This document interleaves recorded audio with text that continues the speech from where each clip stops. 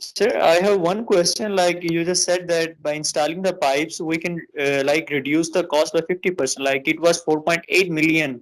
Now you are saying that it's going to reduce up to 50%. So that will be almost like 2.4 million. But it's just only pipe. How they are going to affect that much that reduces directly 50% less? As I just let me uh, show you the slide again. Yeah, you can. Okay, you can see that in the cost estimate, this 6-inch piping was around 2 million.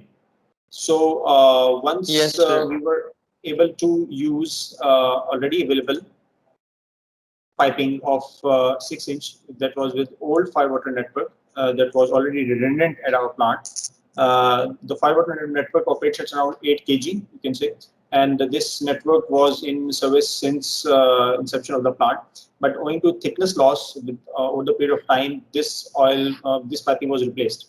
So we had the opportunity to utilize that piping of slightly reduced thickness on an ambient pressure condition for this oil service. So this piping was of higher thickness for the new service requirement. So we were able to save this 2 million cost of the piping, which previously could have incurred if we had not used the available redundant piping. I also forgot, just my apology, to show you the improvement that we.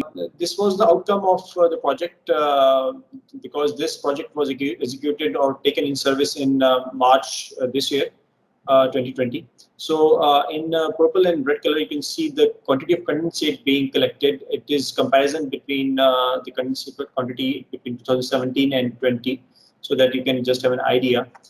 In the red, you can see the condensate quantity that was collected in 15 area during 2017, and in the purple, you can see condensate quantity being collected this year till date in 15 area. You can clearly see that the condensate being collected nowadays is received in 15 area is much higher than 2017. On the contrary, the COD, which is was previously in blue line in blue back in 2017, is replaced with the green line this year, which is the COD in 2020. So I have just tabulated it here as well, just to give an idea that the condensate quantity, although has been on the increasing trend, the COD has been within limits. If the COD, if the system had not been in place, this COD would have been much higher than this existing 46.61, which was before the problem which we were facing back in 2017. So overall, we were able to control the average COD of the plant by just improving our philosophy of handling these effluents. And this ensured that most of our condensate is diverted towards SCARP, not the EP.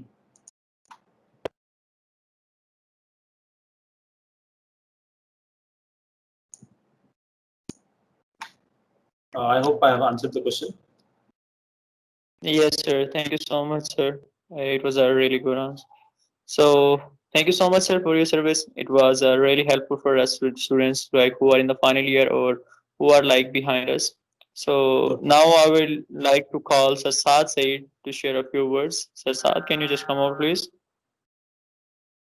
Yes, thank you very much. Thank you, Hamza, and thank you to my engineer Kaim Abbas for a fantastic technical presentation. And to the students, the participants, this is how the technical knowledge can help you. This presentation also contained the HAZOP analysis, the cost estimation. These are the chapters which you will do in your final year design project as well. And this was a typical example, typical case of how the technical knowledge can help improve what is going on in the industry, in the process industry right now. Nowadays, there's a lot of emphasis on improving communication skills, but on the other hand, the technical skills are not being given the due attention. And I think this is a time to change that because no matter how good communication skills our graduates have, or any graduates from a university have, they still have to have the technical skills to prosper, to become leading process engineers or operation engineers in fertilizers industries, refineries, or multinational companies. So you have to have the grasp on the concepts. If you don't know what is HAZOP, what